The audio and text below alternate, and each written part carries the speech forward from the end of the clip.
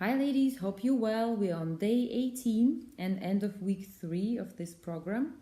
If you're still with us, I am very impressed and I'm so grateful that you continue participate and find the information I'm sharing with you useful. I want to remind you as well that now you're on a number of repetitions which are more than a half, so you're now over the hill and you're continuing to get towards the end goal. But if you cannot do still the repetitions, that's fine.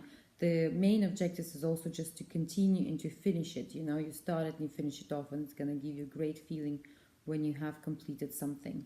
I'm also hoping that the information I'm sharing with you is useful to you. I know there's a lot of different ways of looking at things.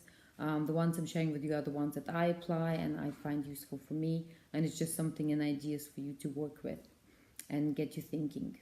So before we continue to week 4, where we're going to talk more about mental state and other different tricks that I use for myself and any kind of interesting info I found, I want to talk about the 5 coping strategies with the stress. We mentioned 4, and they were, so one was dance it out, any kind of fitness level or fitness exercise, obviously running or whatever you want to release the energy. But for me, like, the dancing is cool. I just do it 5 minutes, 10 minutes, and I feel relieved.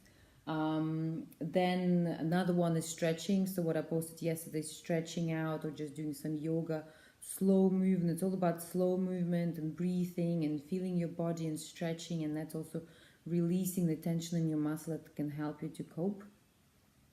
Another one was be mindful, so really be in the moment. So you have your cup of tea like I have here, and it's just enjoying that.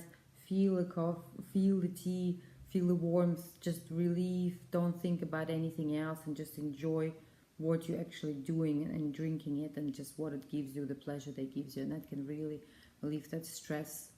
Then we also have take a power nap. So power naps is my friends, especially when I didn't get enough sleep for whatever reason, or was partying too much, or I just had 2 draining sessions at work. And then for me, these 20 minutes of power naps are really giving me a great extra energy just to get through the day, and I feel much more energized to do something else or something I still need to do. And then the number 5, I want to talk to you a bit more in detail, and that's really linked about passion and hobbies. And that really came in my mind as I thought about this training I did with Airbus. It was project management and working with people, but this lady taught us more about stress management and how many managers in big companies like my company are really struggling with the constant stress and continuous non-stopping work that they have to do, and that the only thing they do is work, and they don't really have that time to recharge their batteries to be able to gain that extra energy to continue with work. And then they end up in a burnout, as they call it, or just totally flat out and then can't cope. And the scary thing was that she said that a lot of managers are actually recurring burnout, having that syndrome not just once, but they do come back, recover, and then it comes back again. So it's what we can do about it, not to end up in the same situation. What can we do to help ourselves to manage? And what she said is that everyone's got a battery, and every person is different. So it doesn't depend how fit you are or how young you are, whatever, but it's really depending on the person, and that you need to recharge your battery, and that battery needs to be recharged with an activity that you enjoy, that doesn't have to do with any type of stress. It doesn't have a financial impact on you. It's nothing linked that you get paid for, but really something that you enjoy doing and that gives you the pleasure. And then you can be in a different environment or with your thoughts somewhere else and just enjoying doing it. And that will give you that break from our daily routine and daily rut and the job and the pressure that we have. So for me, obviously, it is dancing. As you know, I have a lot of hobbies, and I used to have a lot of hobbies, but now I had to focus just on one hobby, and that's my dancing. And I know that if I don't do it for a certain period of time, and I am not feeling as happy, and it really gives me that extra energy boost once I done it or had a class.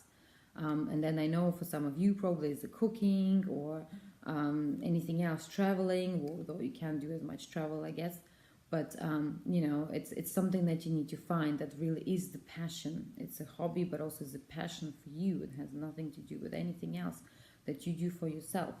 So I want you to think about it. Do you have a passion today? Do you have a hobby that you really, really like? Or a passion that you're just passionate about? You want to enjoy doing it because passion is something you also want to invest money in. Not money in, sorry, your time in. And if it's something you really love doing, you will find that spare time to do it.